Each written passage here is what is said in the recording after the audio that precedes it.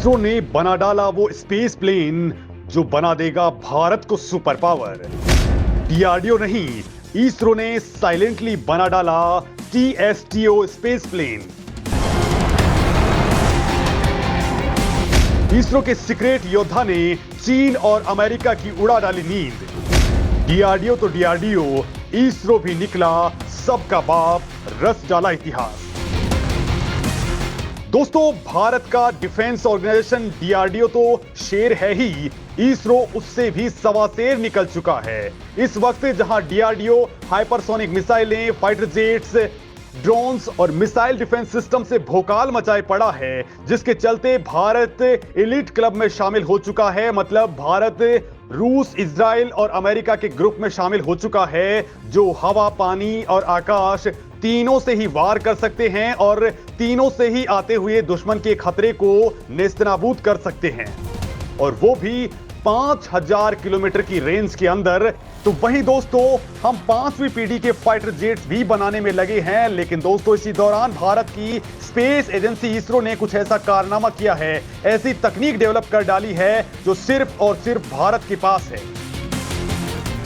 दोस्तों, ये एक ऐसा जेट है जो अंतरिक्ष में बिजली की रफ्तार से तैरते हुए मिसाइलों को फायर कर सकेगा, चुटकियों में स्पेस में सैटेलाइट लॉन्च कर देगा, और जरूरत पड़ी तो दुश्मन के सैटेलाइट्स और उसके ड्रोन्स, एनर्जी वेपन्स और फाइटर जेट्स को भी तबाह कर सकेगा। ये ऐसी मिसाइलें फायर कर सकता है जिनकी रफ्तार आवाज से 10 गुना ज्यादा हो। जो दुनिया में सबसे फास्टेस्ट मिसाइलें हैं, वो भी ये अंतरिक्ष से धरती पर दाग सकेगा। ये कोई साधारण प्लेन या फिर फाइटर जेट नहीं है, बल्कि ये है भारत का स्पेस प्लेन, जो हमारी धरती के वायुमंडल तक ही नहीं बल्कि अंतरिक्ष तक भी जाएगा। बड़ी बात तो यह है कि यह फाइटर जेट्स की तरह 50 या 60 हजार फीट की ऊंचाई पर नहीं, बल्कि अंतरिक्ष में सैकड़ों किलोमीटर की ऊंचाई तक जा सकेगा, स्पेस में सफर कर सकेगा और स्पेस में ही सैटेलाइट को लॉन्च कर डालेगा। स्पेस से धरती पर यानी भारत के दुश्मनों पर ये हाइपरसोनिक मिसाइल भी फायर कर सकेगा। तो दोस्तों, आप भी जानना चाहेंगे कि आखिर भारत ने ऐसा क्या कुछ कर डाला है। तो दोस्तों, मैं आपको बता दूं कि ये है इसरो का बेहद खास project TSTO space plane.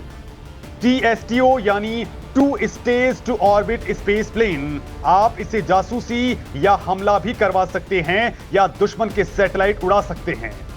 New India का ये ट्रांसफॉर्मर केवल एक स्पेस प्लेन ही नहीं है, बल्कि बेहद घातक हथियार भी है, जो युद्ध का पूरा नक्शा ही बदल देगा। हालांकि दोस्तों, इसरो ने इसका असली राज दुनिया से छुपा के रखा है, क्योंकि इसरो का काम स्पेस पर रिसर्च करना है। डिफेंस रिसर्च और डेवलपमेंट के लिए भारत के पास डीआरडीओ है। लेकिन दोस्तों, इसरो का ये स्पेस प्लेन केवल भारत के दुश्मनों का काल ही साबित नहीं होगा, बल्कि हमारे अंतरिक्ष खर्च को भी बेहद कम कर देगा।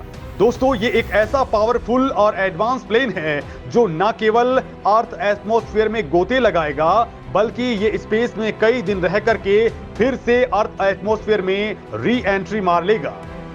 दोस्तों, ये एक ऐसी तकनीक है जो अब केवल इसरो के पास आ चुकी है। इस वक्त दुनिया के देश सैटेलाइट लॉन्च करने के लिए रॉकेट का यूज करते हैं। इस मामले में नासा और रूस ने स्पेस शटल्स का भी यूज किया, लेकिन इसरो ने उनसे भी कहीं आगे का खेल खेल दिया है। इस वक्त एलोन मस्क की स्पेस एक्स के पास भी ऐसी टेक्नोलॉजी है, यानी उसके पास रीयूजेबल रॉकेट्स हैं जो अंतरिक्ष में कोई भी पेलोड छोड़ सकते हैं। मतलब ये कोई भी स्पेसक्राफ्ट या फिर सैटेलाइट को लॉन्च कर सकते हैं और फिर ये धरती पर वापस आ जाते हैं। लेकिन इसरो वाली ये तकनीक अब सबके होश उड़ाने वाली है, क्योंकि भारत इसका यूज मिलिट्री सेक्टर में भी कर सकता है। आखिर दोस्तों, भारत को इसकी जरूरत क्यों पड़ी, ये मैं आपको बताने वाला हूं। लेकिन आप ये जान लीजिए कि इसरो कोई हथियार बनाने वाली संस्था नहीं है, लेकिन भारत की रक्षा के लिए इसरो ने भी ये एक ऐसा हथियार लॉन्च करने का प्लेटफॉर्म बना दिया है, यानी कि ऐसा प्लेन बना दिया जो रॉकेट की रफ्तार से अंतरिक्ष में जाएगा, वहां सैटेलाइट लॉन्च करेगा और उसके साथ जब चाहे तब हथियार भी दाग सकेगा। दोस्तों, इस मामले में भारत के वैज्ञानिकों ने जबरदस्त जीनियस माइंड लगाया है। इसरो ने अपने इस बेहद महत्वाकांक्षी प्रोजेक्ट टीएसटीओ स्पेस प्लेन को साल 2030 तक पूरा कर लेने का टारगेट रखा है। दोस्तों, कुछ वक्त पहले आपने सुना ही होगा कि भारत ने रीयूजेबल लॉन्च व्हीकल को लॉन्च किया है, जो पूरी तरह से सफल रहा था, और यह भारत का स्पेस प्लेन वाला प्रोजेक्ट उसी से जुड़ा हुआ है। वैसे दोस्तों ये एक स्वदेशी स्पेस शटल है जिसे ऑर्बिटल री एंट्री व्हीकल यानी ORV भी कहा जाता है। इसरो के वैज्ञानिकों ने कम खर्च में ये लॉन्च व्हीकल रेडी किया है जिसे एयरफोर्स के चिनूक हेलीकॉप्टर से जमीन से करीब 4 किलोमीटर या उससे ऊपर लेके जाया गया, जहां इसे रिलीज कर दिया गया। फिर ये रीयूजेबल लॉन्च व्हीकल अपने आप 30 मिनट के बाद लैंड हो गया। इसकी लैंडिंग पूरी तरह से ऑटोमेटिक हुई, जिसमें किसी पायलट ने हिस्सा नहीं लिया, ये खुद नीचे आ गया और ये एक्सपेरिमेंट पूरी तरह से सफल रहा, जिसके बाद अब भारत अंतरिक्ष में न केवल सैटेलाइट लॉन्च कर पाएगा बल्कि भारत अपने आसमान की सुरक्षा में एक कदम आगे बढ़ चुका है, क्योंकि ऐसी ही टेक्नोलॉजी का फायदा अमेरिका, रूस और चीन भी उठाना चाहते हैं। ऐसे यानों के जरिए किसी भी दुश्मन के सैटेलाइट को उड़ाया जा सकता है। ऐसे विमानों से डायरेक्ट एनर्जी वेपन यानी DEW चलाए जा सकते हैं, यानी ऊर्जा की किरणें भेज करके दुश्मन के संचार तकनीक को बर्बाद किया जा सकता है, बिजली के ग्रिड्स को उड़ा दिया जा सकता है या फिर कंप्यूटर सिस्टम को तबाह किया जा सकता है। दोस्तों भारत भी अपने दुश्मन के इलाके में ये काम इस यान के जरिए कर सकता है। दोस्तों जब ओरिजिनल TSTO प्लेन बनकर के तैयार हो जाएगा तो इसमें पायलट भी बैठ करके उड़ान भर सकेंगे, जो इस पायलट को एक नॉर्मल एयरप्लेन की तरह उड़ाएंगे। ये TSTO plane 2 stage to orbit mission को अंजाम देगा। इसमें रॉकेट के साथ ही टर्बोजेट से लेकर के स्क्रैमजेट इंजन तक कई इंजन लगे होंगे।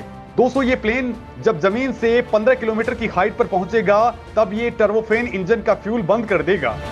15 किलोमीटर के बाद इसका रैमजेट इंजन एक्टिवेट हो जाएगा, जो इसे 15 से 25 किलोमीटर तक की हाइट पर लेकर जाएगा। उसके बाद एक और इंजन स्क्रैमजेट इंजन एक्टिवेट हो जाएगा, जो इसकी स्पीड को कई गुना बूस्ट कर देगा। ये फिर हाइपरसोनिक स्पीड से उड़ान भरने लग जाएगा। ये प्लेन मैक 12 तक की स्पीड गेन कर सकता है। इसके बाद इसके रॉकेट को एक्टिवेट करने के बाद ये 300 किलोमीटर वाले लोअर अर्थ ऑर्बिट में अपने पास रखे पेलोड्स को रिलीज करता रहेगा, यानी स्पेस में सैटेलाइट या फिर कोई भी हथियार ये लॉन्च कर देगा। दोस्तों भारत के लिए बड़ी बात यह है कि इस प्लेन से दुश्मन पर हाइपरसोनिक मिसाइल की तरह अटैक भी किया जा सकता है, क्योंकि ये विंग वाला स्पेस प्लेन धरती की निचली कक्षा में 10,000 किलोग्राम से ज्यादा वजन ले जाने में सक्षम होगा। यानी आप अंदाजा लगा लीजिए स्पेस से हाइपरसोनिक रफ्तार से युद्ध के वक्त खेल किया जा सकता है। हालांकि इसका मिलिट्री यूज वाला मामला इसरो ने दुनिया के सामने रिवील नहीं किया है, क्योंकि इससे दुनिया के देश भड़क सकते हैं। लेकिन दोस्तों दुश्मन के खिलाफ लड़ाई लड़ने में भारत ने अब अपनी तैयारियां पूरी कर ली हैं, क्योंकि चीन ने भारतीय सैटेलाइट कम्युनिकेशंस पर साल 2012 से लेकर के 2018 के बीच कई बार साइबर अटैक किए थे। लिहाजा दोस्तों भारत ने अपनी काउंटर स्पेस कैपेबिलिटीज को गेन करने के लिए 27 मार्च 2019 को एंटी सैटेलाइट मिसाइल लॉन्च की थी, और अब ये नई और बेहद यूनिक काउंटर स्पेस तकनीक भारत के पास आ चुकी है, जो जमीन से जियो सिंक्रोनस ऑर्बिट में दुश्मन के लिए काल बन जाएगी। जो डायरेक्ट एसेंट कैनिटल किल व्हीकल, को orbital satellite, direct energy weapons, jammers और साइबर वॉर की कैपेबिलिटीज से लैस है। भारत इस वक्त ग्राउंड, एयर और space based radio frequency jammer की तकनीक से लैस हो चुका है, जो स्पेस डिवाइस या फिर डेटा ट्रांसमिशन के कंट्रोल में शामिल अपलिंकिंग, डाउनलिंकिंग या फिर क्रॉस लिंकिंग को टारगेट कर सकती है। तो वहीं दोस्तों भारत इसके जरिए बहुत ही सस्ते भावों में सैटेलाइट भी लॉन्च कर पाएगा। इस वक्त नासा जिस सैटेलाइट को लॉन्च करने में 50 करोड़ रुपए लगाता है, भारत का इसरो उसे 25 से 30 करोड़ में ही लॉन्च कर देता है। और जब ये TSTO पूरी तरह से रेडी हो जाएगा तो इसकी कीमत 10 गुना कम हो जाएगी। इसरो का मकसद अब अगले कुछ ही सालों में इसे बेहद एडवांस बनाने का है, ताकि बार बार रॉकेट से लॉन्च करने के खर्च को बचाया जा सके। दोस्तों ये प्लेन सैटेलाइट को अंतरिक्ष में छोड़कर वापस धरती पर आ जाएगा। थोड़ा सा मेंटेनेंस करने के बाद ये फिर से रेडी हो पाएगा। इस प्लेन से भारतीय अंतरिक्ष यात्रियों को स्पेस में भेजा जा सकेगा।